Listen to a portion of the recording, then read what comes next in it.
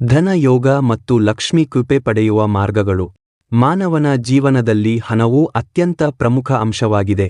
ಜೀವನೋಪಾಯ, ಶಿಕ್ಷಣ, ಆರೋಗ್ಯ, ಕುಟುಂಬ ಮತ್ತು ಸಾಮಾಜಿಕ ಸ್ಥಾನಮಾನ ಎಲ್ಲವೂ ಹಣದ ಮೇಲೆ ಅವಲಂಬಿತವಾಗಿವೆ. ಅನೇಕ ಜನರು ಬಹಳಷ್ಟು ಪರಿಶ್ರಮ ಪಟ್ಟರೂ ಹಣಕಾಸಿನ ಸಮಸ್ಯೆಗಳಿಂದ ಬಳಲುತ್ತಾರೆ. ಇಂತಹ ಸಂದರ್ಭದಲ್ಲಿ ಜ್ಯೋತಿಷ್ಯ ಶಾಸ್ತ್ರವು ಹಣ, ಸಂಪತ್ತು ಮತ್ತು ಐಶ್ವರ್ಯಕ್ಕೆ ಸಂಬಂಧಿಸಿದ ಹಲವಾರು ಸೂತ್ರಗಳು ಮತ್ತು ಟಿಪ್ಸ್ಗಳನ್ನು ನೀಡುತ್ತದೆ.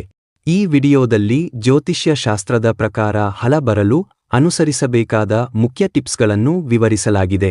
ಜ್ಯೋತಿಷ್ಯ ಶಾಸ್ತ್ರದಲ್ಲಿ ಧನ ಯೋಗ, ಲಕ್ಷ್ಮಿ ಯೋಗ, ರಾಜಯೋಗ, ಧನಾಧಿಪತಿ ಗ್ರಹಗಳು ಮುಂತಾದ ಅನೇಕ ಸಂಯೋಜನೆಗಳು ವ್ಯಕ್ತಿಯ ಹಣಕಾಸಿನ ಸ್ಥಿತಿಯನ್ನು ನಿರ್ಧರಿಸುತ್ತವೆ. ಗುರು, ಶುಕ್ರ, ಬುಧ ಮತ್ತು ಚಂದ್ರ ಗ್ರಹಗಳು ಹಣಕ್ಕೆ ಸಂಬಂಧಿಸಿದ ಪ್ರಮುಖ ಗ್ರಹಗಳೆಂದು ಪರಿಗಣಿಸಲಾಗಿದೆ. ಇವು ಅನುಕೂಲವಾಗಿದ್ದರೆ ವ್ಯಕ್ತಿಗೆ ಹಣ, ಆಸ್ತಿ ಮತ್ತು ಸಂಪತ್ತು ಹೆಚ್ಚಾಗುತ್ತದೆ. 1. ಗ್ರಹ ಶಾಂತಿ ಮತ್ತು ದೋಷ ನಿವಾರಣೆ ಮಾಡುವುದು. ಜ್ಯೋತಿಷ್ಯದಲ್ಲಿ ಗ್ರಹ ದೋಷಗಳು ಹಣಕಾಸಿನ ಸಮಸ್ಯೆಗಳಿಗೆ ಪ್ರಮುಖ ಕಾರಣವೆಂದು ಹೇಳಲಾಗಿದೆ. ಶನಿ ದೋಷ, ರಾಹುಕೇತು ದೋಷ, ಗುರು ದೋಷ ಇದ್ದರೆ ಹಣ ತಡೆಗಟ್ಟಲ್ಪಡುತ್ತದೆ. ನವಗ್ರಹ ಶಾಂತಿ ಹೋಮ, ಶನಿವಾರ ಶನಿ ಪೂಜೆ, ಗುರುವಾರ ಗುರುಪೂಜೆ, ರಾಹುಕೇತು ಶಾಂತಿ ಮಂತ್ರ ಜಪ ಇವುಗಳನ್ನು ಮಾಡಿದರೆ ಹಣದ ಅಡಚಣೆ ಕಡಿಮೆಯಾಗುತ್ತದೆ. 2. ಲಕ್ಷ್ಮಿ ಪೂಜೆ ಮತ್ತು ಧನ ಯೋಗ ವೃದ್ಧಿ. ಹಿಂದೂ ಧರ್ಮದಲ್ಲಿ ಲಕ್ಷ್ಮೀ ದೇವಿ ಸಂಪತ್ತಿನ ದೇವಿಯಾಗಿದ್ದಾರೆ. ಜ್ಯೋತಿಷ್ಯದಲ್ಲಿ ಲಕ್ಷ್ಮೀ ಕೃಪೆ ಇದ್ದರೆ ವ್ಯಕ್ತಿ ದಾರಿದ್ರ್ಯದಿಂದ ಮುಕ್ತನಾಗಿ ಶ್ರೀಮಂತನಾಗುತ್ತಾನೆ. ಶುಕ್ರವಾರ ಲಕ್ಷ್ಮೀ ಪೂಜೆ, ಲಕ್ಷ್ಮೀ ಅಷ್ಟೋತ್ತರ ಪಠನ, ದೀಪಾರಾಧನೆ, ಮನೆಯಲ್ಲಿಯ ಸ್ವಚ್ಛತೆ ಮತ್ತು ಶಾಂತಿ. ಲಕ್ಷ್ಮೀ ದೇವಿಗೆ ಸ್ವಚ್ಛತೆ ಮತ್ತು ಶಾಂತಿ ಬಹಳ ಪ್ರಿಯ. 3. ವಾಸ್ತು ಮತ್ತು ಮನೆ ಶುದ್ಧೀಕರಣ. ಜ್ಯೋತಿಷ್ಯ ಮತ್ತು ವಾಸ್ತುಶಾಸ್ತ್ರದಲ್ಲಿ ಮನೆ ವಾತಾವರಣವು ಹಣಕಾಸಿನ ಸ್ಥಿತಿಗೆ ನೇರವಾಗಿ ಸಂಬಂಧಿಸಿದೆ. ಅಶುದ್ಧತೆ, ಅಸ್ತವ್ಯಸ್ತತೆ ಮತ್ತು ನಕಾರಾತ್ಮಕ ಶಕ್ತಿ ಹಣದ ಪ್ರವಾಹವನ್ನು ತಡೆಹಿಡಿಯುತ್ತದೆ. ಮನೆಯ ಪ್ರವೇಶ ದ್ವಾರ ಸ್ವಚ್ಛವಾಗಿರಲಿ. ದೇವರ ಕೋಣೆ ಈಶಾನ್ಯ ದಿಕ್ಕಿನಲ್ಲಿ ಇರಲಿ. ಹಣವನ್ನು ಉತ್ತರ ದಿಕ್ಕಿನಲ್ಲಿ ಸಂಗ್ರಹಿಸಿ. ಮುರಿದ ವಸ್ತುಗಳನ್ನು ತೆಗೆದುಹಾಕಿ. 4. ಗುರು ಗ್ರಹ ಬಲಪಡಿಸುವ ವಿಧಾನ. ಗುರು ಗ್ರಹವು ಜ್ಞಾನ, ಭಾಗ್ಯ ಮತ್ತು ಸಂಪತ್ತಿನ ಸಂಕೇತ.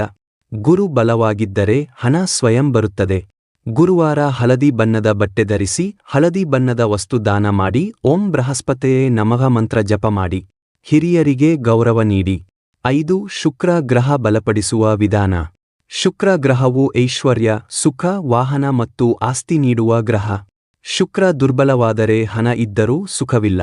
ಶುಕ್ರವಾರ ಶ್ವೇತ ಬಟ್ಟೆ ಧರಿಸಿ ಹಾಲು, ಮೊಸರು, ಬಿಳಿ ಹೂವು ದಾನ ಮಾಡಿ. ಲಕ್ಷ್ಮೀ ದೇವಿಗೆ ಪೂಜೆ ಮಾಡಿ. ಸೌಂದರ್ಯ ಮತ್ತು ಸ್ವಚ್ಛತೆಯನ್ನು ಕಾಪಾಡಿಕೊಳ್ಳಿ. 6. ರತ್ನ ಧಾರಣೆ ಮಾಡಿ. ಜ್ಯೋತಿಷ್ಯದಲ್ಲಿ ರತ್ನಗಳು ಗ್ರಹ ಶಕ್ತಿಯನ್ನು ಹೆಚ್ಚಿಸುತ್ತವೆ ಎಂದು ನಂಬಲಾಗಿದೆ. ಗುರುಗೆ ಪೀತವಜ್ರ, ಶುಕ್ರಕ್ಕೆ ವಜ್ರ ಅಥವಾ ಓಪಲ್, ಬುಧಕ್ಕೆ ಪಚ್ಚೆ ರತ್ನಗಳನ್ನು ಧರಿಸಿ. ರತ್ನ ಧಾರಣೆ ಮಾಡುವ ಮೊದಲು ಜ್ಯೋತಿಷ್ಯರನ್ನು ಸಂಪರ್ಕಿಸುವುದು ಉತ್ತಮ.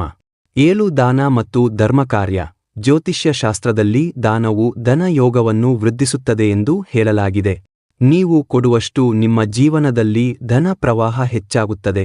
ಅನ್ನ ದಾನ, ಬಟ್ಟೆ ದಾನ, ಬಡವರಿಗೆ ಸಹಾಯ, ದೇವಸ್ಥಾನ ಸೇವೆ. 8. ಮಂತ್ರ ಜಪ ಮತ್ತು ಧ್ಯಾನ. ಮಂತ್ರ ಜಪವು ಮನಸ್ಸನ್ನು ಶುದ್ಧಗೊಳಿಸಿ ಆರ್ಥಿಕ ಅಡಚಣೆಗಳನ್ನು ದೂರ ಮಾಡುತ್ತದೆ. ಪ್ರಮುಖ ಮಂತ್ರಗಳು: ಓಂ ಶ್ರೀಂ ಮಹಾಲಕ್ಷ್ಮ್ಯೈ ನಮಃ, ಓಂ ನಮಃ ಶಿವಾಯ. ಗಣಪತಿ ಮಂತ್ರ ನಿತ್ಯ 108 ಬಾರಿ ಜಪ ಮಾಡಿದರೆ ಧನ ಯೋಗ ಸಕ್ರಿಯವಾಗುತ್ತದೆ ಎಂದು ನಂಬಲಾಗಿದೆ. 9. ಕರ್ಮ ಮತ್ತು ಪರಿಶ್ರಮ. ಜ್ಯೋತಿಷ್ಯವು ಮಾರ್ಗದರ್ಶನ ನೀಡುತ್ತದೆ, ಆದರೆ ಪರಿಶ್ರಮವಿಲ್ಲದೆ ಸಂಪತ್ತು ಸಾಧ್ಯವಿಲ್ಲ. ಗ್ರಹಗಳ ಅನುಕೂಲತೆ ಇದ್ದರೂ ಕಾರ್ಯವಿಲ್ಲದೆ ಫಲವಿಲ್ಲ. ಕೌಶಲ್ಯ ಅಭಿವೃದ್ಧಿ, ಉಳಿತಾಯ ಅಭ್ಯಾಸ, ಸರಿಯಾದ ಹೂಡಿಕೆ, ಹಣಕಾಸಿನ ಯೋಜನೆ. 10. ಧನ ಯೋಗ ಹೆಚ್ಚಿಸುವ ಜೀವನ ಶೈಲಿ.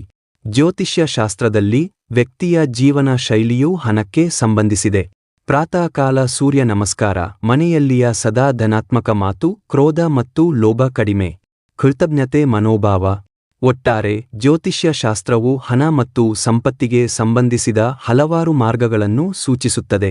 ಆದರೆ ಗ್ರಹಗಳ ಅನುಕೂಲತೆ, ದಾನ, ಪೂಜೆ, ಮಂತ್ರ ಜಪ ಮತ್ತು ವಾಸ್ತು ಕ್ರಮಗಳು ಸಹಾಯಕವಾಗುತ್ತವೆ. ನಿಜವಾದ ಸಂಪತ್ತಿನ ಕೀಲಿಕೈ ನಮ್ಮ ಪರಿಶ್ರಮ, ಜ್ಞಾನ ಮತ್ತು ಕರ್ಮದಲ್ಲಿದೆ.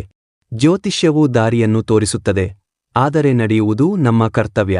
ಸ್ನೇಹಿತರೆ, ದಯವಿಟ್ಟು ಮೇಲೆ ಕಾಣುವ ಸ್ಕ್ಯಾನ್ ಕೋಡ್ಗೆ ನಿಮ್ಮ ಕೈಯಲ್ಲಿ ಆದಷ್ಟು ಹಣ ಕಳುಹಿಸಿ ಆರ್ಥಿಕ ನೆರವು ನೀಡುವ ಮೂಲಕ ಇನ್ನಷ್ಟು ಉತ್ತಮ ಮಾಹಿತಿ ನೀಡಲು ಉತ್ತೇಜಿಸಿ. ಸ್ನೇಹಿತರೆ, ಈ ಮಾಹಿತಿ ನಿಮಗೆ ಇಷ್ಟ ಆಗಿದ್ರೆ ದಯವಿಟ್ಟು ನಮ್ಮ ಯೂಟ್ಯೂಬ್ ಚಾನೆಲ್ ಅನ್ನು ಲೈಕ್, ಶೇರ್ ಮತ್ತು ಸಬ್ಸ್ಕ್ರೈಬ್ ಮಾಡಿ. ಧನ್ಯವಾದಗಳು.